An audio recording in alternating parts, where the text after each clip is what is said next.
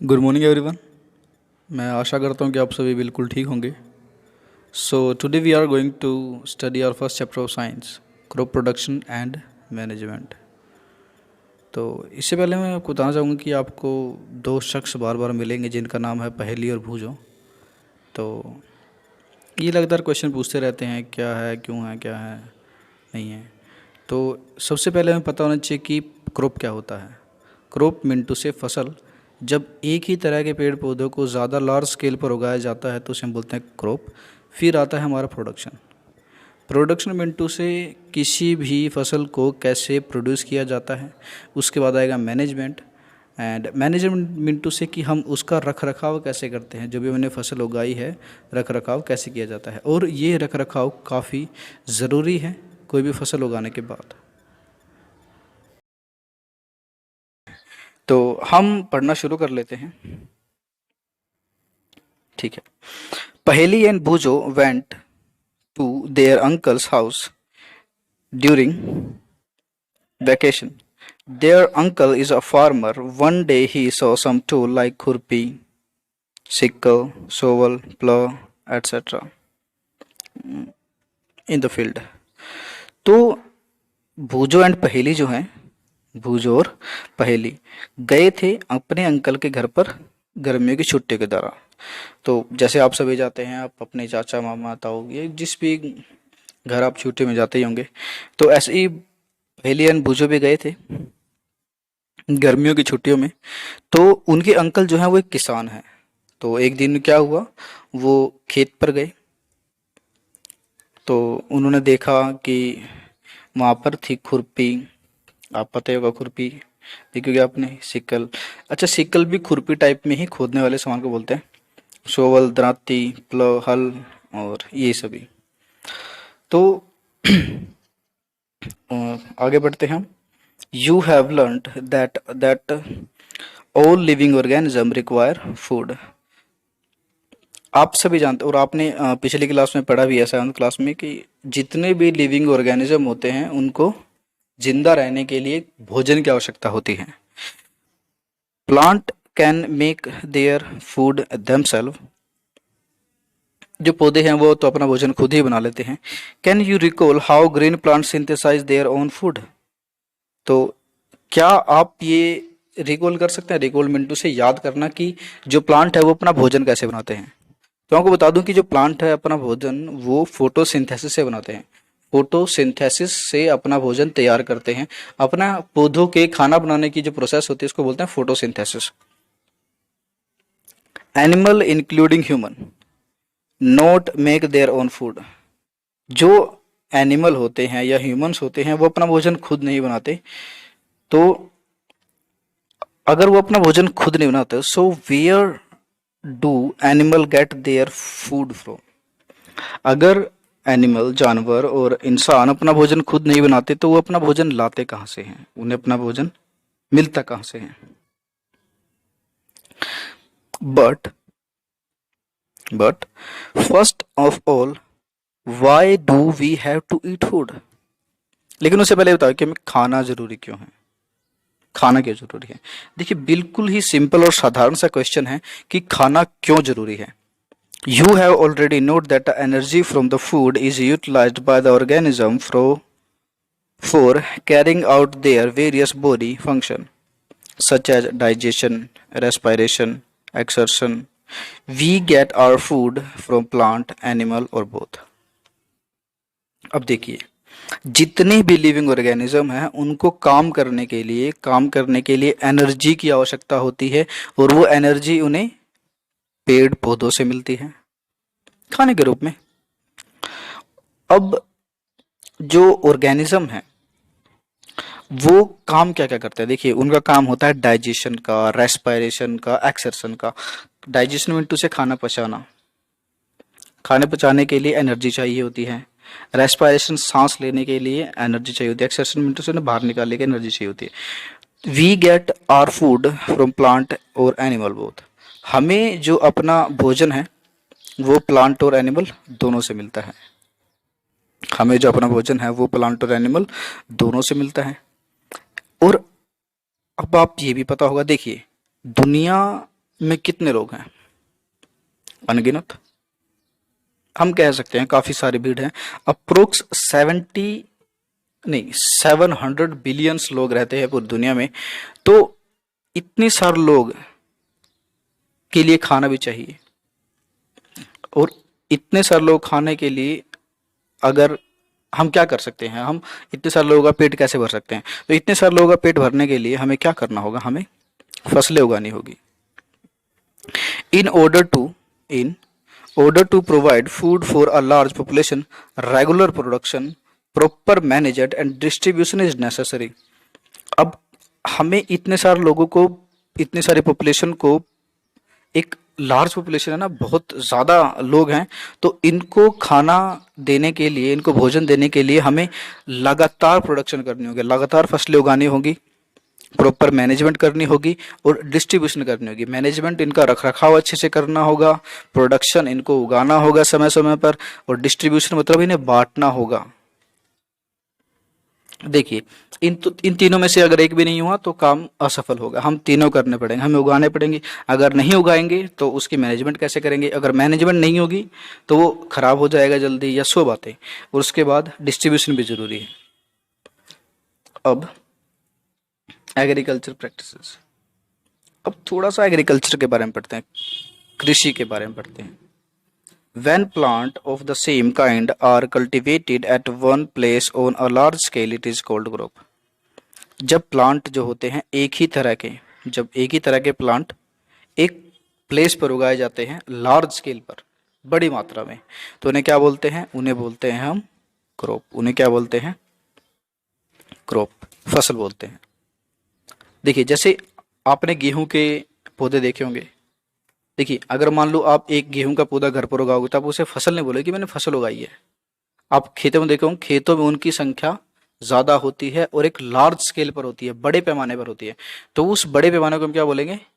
Crop बोलेंगे, फसल बोलेंगे। For example, crop of wheat means that all plant grown in the field of the wheat. अब गेहूं की फसल का क्या मतलब है? गेहूं की फसल का मतलब हुआ कि जो हम गेहूं के पौधे उगाएंगे, प्लांट उगाएंगे, वो फील्ड में उगाएंगे, लेकिन वहां पर जितने भी प्लांट होंगे सारे किस चीज के होंगे? सारे के सारे गेहूं के होंगे।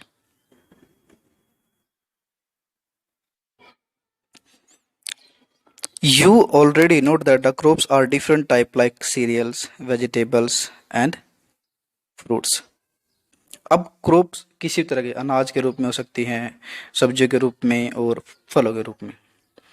These can be classified on the basis of the season in which they grow. अब इन्हें हम बांट सकते हैं, वर्गीकरण कर सकते हैं इनका। किसके आधार पर? किस सीजन में ये उगती हैं। In India is a vast country. जो इंडिया है वो बहुत बड़ी कंट्री है। इंडिया जो है वो बहुत बड़ी कंट्री है, और climate condition like temperature, humidity and rainfall vary from region to region. देखिए, इंडिया काफ़ी बड़ी कंट्री है और इंडिया का जो क्लाइमेट है, वो कंडीशन, जो टेम्परेचर है, ह्यूमिडिटी है या रेनफॉल है, वो रीजन टू रीजन, क्षेत्र क्षेत्र अलग अलग होता है। Accordingly there is a rich variety of crops. अब यहाँ का जो टेम्परेचर है काफ़ी अलग अलग कारण, ह्यूमिडिटी अलग अलग कारण, तो यहाँ पे ना जो क्रॉप्स की जो वैरायटी है, यानी कि काफ़ी टाइप्स की क्रॉप्स हैं वो उगती है। लेकिन इतनी सारी वैरायटी होने के कारण भी जो फसलें हैं हमारी, वो दो पैटर्न में डिवाइड है हमारी। जो पहला जो पैटर्न है हमारा वो होता है खरीफ, और दूसरा जो पैटर्न है वो है रबी। खरीफ क्रॉप क्या है? देखिए, इन क्रॉप्स को मेनली सीजन के आधार पर बांटा गया है। किसके आधार पर? सीजन के आधार पर, कि किस किस सीजन में उगते हैं, किस किस सीजन में नहीं।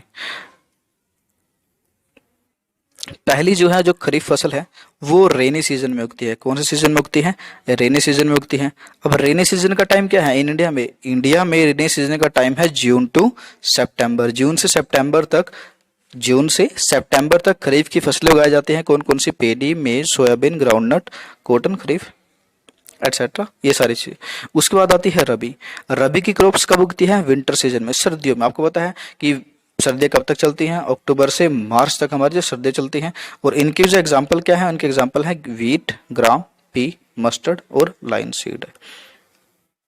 अब ये तो आपको पता ही है कि ये दोनों फसलें तो उगती हैं, लेकिन फसलों के साथ साथ हमारे यहाँ क्या क्या दालें हैं, वेजिटेबल्स हैं, ये सब भी कब उगती हैं? गर्मियों में काफ़ी प्लेसेस पर। अब आगे, और cultivation of crop involve several activities undertaken by the farmer over period of time. अब देखिए, कल्टीवेशन एक स्टेप नहीं होता, एक एक्टिविटी नहीं होती कल्टीवेशन में। कल्टीवेशन मतलब फसलों को उगाने के लिए एक स्टेप नहीं होता, इसमें काफ़ी सारे स्टेप्स इन्वॉल्व हैं, उनके बाद ही फसल हम तक पहुंचती है। आप यूँ सोचिए कि किसान ने एक काम कर दिया, उगा दिया और बस ऐसे पौधा लगा दिया, काम खत्म, बस नहीं। इसमें काफ़ी सारी एक्टिविटी हैं और उन्हीं एक्टिविटी को हम पढ़ेंगे कि वो कौन कौन सी एक्टिविटी हैं। You may find this activity are similar to those carried out by a gardener or even you when you grown ornamental plant in your houses। अब ये जो एक्टिविटी हैं ये सिमिलर हो सकती हैं, जो गार्डनर के लिए, जो गार्डनर आपको पता है गार्डनर क्या करता है, माली जो क्या काम करता है, या फिर वो एक्टिविटी जो आप खुद घर पर कोई पौधा उगाते सब करते हैं। हाँ, आपको पता है जब भी आप पौधा उगाना चाहते हैं तो आप सबसे पहले क्या करते हैं? आप मिट्टी को तैयार करते हैं।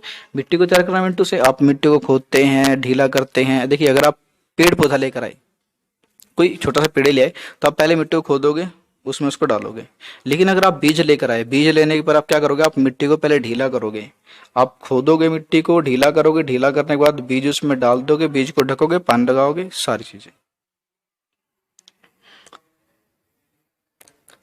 अब यही जो एक, तो इसमें जो पहला स्टेप है हमारा, जो पहला स्टेप है हमारा वो है प्रिपरेशन ऑफ सोयल। सबसे पहले मिट्टी तैयार करते हैं, फिर बीज बोते हैं, फिर उसमें खाद वगैरह डालते हैं, फिर सिंचाई करते हैं, उनकी प्रोडक्शन करते हैं, हार्वेस्ट करते हैं, स्टोरेज करते हैं। अब ये सारे स्टेप्स हैं, हम एक एक करके पढ़ लेते हैं। जो पहला स्टेप है हमारा वो है प्रिपरेशन ऑफ सोयल, मिट्टी को तैयार करना। Preparation of soil is the first step before growing crop. फसल उगाने से पहले हम क्या करते हैं? हम मिट्टी को तैयार करते हैं, हम मिट्टी को तैयार करते हैं। One of the most important task in agriculture is to turn the soil and loosen it. सबसे पहले क्या करते हैं? हम सोयल को ढीला करते हैं। This allow the root penetrate deep in the soil. अब ये उन्हें अलाउ करता है, उनको जाने देता है, उनकी जड़ों को मिट्टी में गहरे तक। Thus, loose soil allow the root to breathe easily even when they go deep in the soil। इससे क्या होता है? जब हम इसको ढीला करते हैं, हम मिट्टी को ढीला करते हैं, इससे क्या होता है? जो रूट होती है ना, उनको सांस लेने में आसानी हो जाती है। वो मिट्टी तक गहरा जाएंगी तो अपने लिए जो पोषण है वो ज़्यादा अच्छे से ले पाएंगी और अच्छे से उग पाएंगी। Why does the loosing of soil allow their root breathe easily. तो अब हमें क्या करना है? हमें मिट्टी को क्या करना है? लूज करना है। The लूजन soil help in the growth of earthworm microbes present in the soil. अब मिट्टी को ढीला करने से अर्थवॉर्म तैयार होते हैं। देखिए, अर्थवॉर्म को किसान का मित्र कहा जाता है। अर्थवॉर्म को किसान का मित्र कहा जाता है। किसान का मित्र क्यों? क्योंकि ये जो है वो मिट्टी को खाद में बदल देता है। जी, अर्थवॉर्म जो है, केंचुआ जिसे बोलते हैं, वो मिट्टी को खाद में बदल देता है। और भी माइक्रोब्स जो मिट्टी में प्रेजेंट होते हैं, अगर हम सोयल को ढीला करते हैं, मिट्टी को ढीला करते हैं, तो इन्हें उगने में मदद मिलती है। The organism are friend of the farmer since they further turn the loosened soil and add humus to it। But why the soil needs to be turned and loosened? लेकिन जो अभी मैंने आपको बताया कि जो ये रेड वर्म होते हैं, अर्थवर्म होते हैं, इनके किसान के फ्रेंड होते हैं, लेकिन हमें मिट्टी को ढीला करने की जरूरत क्यों है? देखिए, you have learned in the previous classes that soil contain minerals, water, air, some living organism। आपको पता है मिट्टी में मिनरल्स होते हैं, पानी होता है, हवा होती है और लिविंग ऑर्गेनिज्म भी होते हैं कुछ छोटे छोटे। In addition dead plant and animal get decomposed by soil organism. अब जो डेड प्लांट या ऑर्गेनिज्म है वो डिकम्पोज्ड हो जाते हैं मिट्टी में सोल ऑर्गेनिज्म कार्ड जो देखा आपको पता है, आप जब भी किसी भी जानवर को, अगर आपने देखा हो, जानवर को मिट्टी में दबाते हैं, मिट्टी में दबाने के बाद अगर कुछ साल बाद चेक करेंगे तो धीरे धीरे गलना शुरू हो जाते हैं, धीरे धीरे खत्म होना शुरू हो जाते हैं। तो इस प्रोसेस में क्या होता है, जो न्यूट्रिशंस जो डेड ऑर्गेनिज्म रिलीज करते हैं मिट्टी में वापस, these nutrients are again absorbed by the plant, और यही न्यूट्रिशन दोबारा पौधों द्वारा एब्जॉर्ब कर ले जाते हैं। Since only few centimetre of top layer soil supported plant growth, इसीलिए फिर भी कुछ ही सेंटीमीटर की जो टॉप लेयर है वो प्लांट की ग्रोथ में हेल्प करती है, सपोर्ट करती है। Turning and loosing of soil bring the nutrients rich soil to the top so that plant can use this nutrients. अब मिट्टी को ढीला करने से क्या होता है, जो प्लांट है या पौधे हैं इन न्यूट्रिएंट्स को अच्छे से यूज कर पाते हैं। अब इसके बाद टर्निंग एंड लूजिंग, यहाँ पर sorry, turning and loosing of soil is very important for cultivation. इसीलिए जो मिट्टी को टर्निंग मिंटू से मोड़ना, हम एक शेप से दूसरे शेप में लेकर आना, उसको ढीला करना जरूरी है, बहुत ज़्यादा ज़रूरी है फसलों को उगाने के लिए। Losing and turning of the soil is called telling and plugging. अब लूजिंग मिट्टी को ढीला करने को क्या कहते हैं, प्लगिंग बोलते हैं और टेलिंग बोलते हैं। This is done by using plough, ये हल के द्वारा की जाती है। आपने देखा होगा खेतों में आजकल तो ट्रैक्टर वगैरह का यूज़ किया जाता है, लेकिन पहले किसान हल का यूज़ करते थे, हल के आगे जानवरों को बांधते थे और उन्हें खींचते थे, और उनके पीछे जो प्लग होता है, प्लग किससे बना होता है, लकड़ी या फिर लोहे से बना होता है। अगर मिट्टी सूखी है ना, इसमें आपको पहले पानी डालना होता है, प्लगिंग से पहले, मतलब मिट्टी को खोदने से पहले आपको इसमें पानी डालना होता है। अब इससे क्या, द प्लॉट फील्ड में have big clumps of soil and crumbs, it is necessary to break in these crumbs. अब देखिए आपको इससे, जब हम प्लगिंग के बाद भी क्या रहता है कि जो छोटे छोटे टुकड़े हैं मिट्टी के वो उसमें रह जाते हैं, बड़े बड़े से छोटे छोटे बड़े बड़े, तो उनको भी तोड़ना काफ़ी ज़रूरी है। लेवलिंग करना, एक लेवल करना फील्ड का बेनिफिशियल होता है मिट्टी उगाने के लिए, और इरिगेशन भी, इरिगेशन में तो सिंचाई पानी डालना। Levelling of soil is done with the help of leveller. अब देखिए जिससे मिट्टी का लेवल किया जाता है उसको लेवलर बोलते हैं।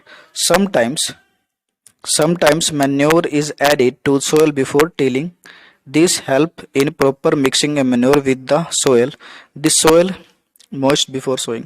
अब कई बार क्या होता है, इसमें ना खाद वगैरह डाल देते हैं मिट्टी में ताकि वो अच्छे से मिक्स हो जाए मिट्टी में, और ये ज़रूरी होता है ताकि इसे मिट्टी अच्छे से जो है वो मिल जाती है, मिक्स हो जाती है प्रॉपर। बस ठीक है, आज के लिए हम इतना ही पढ़ेंगे, बाकी हम कल पढ़ेंगे। तो अगर आपको किसी भी लाइन में कोई डाउट हो तो आप मुझसे पूछ सकते हैं नीचे कमेंट करके। मैं दोबारा कोई वीडियो बनाऊंगा या फिर दोबारा जो इसके सेकंड पार्ट बनाऊंगा उसमें आपको दोबारा बता दूंगा कैसा है कैसा नहीं। ठीक है, हैव अ गुड डे।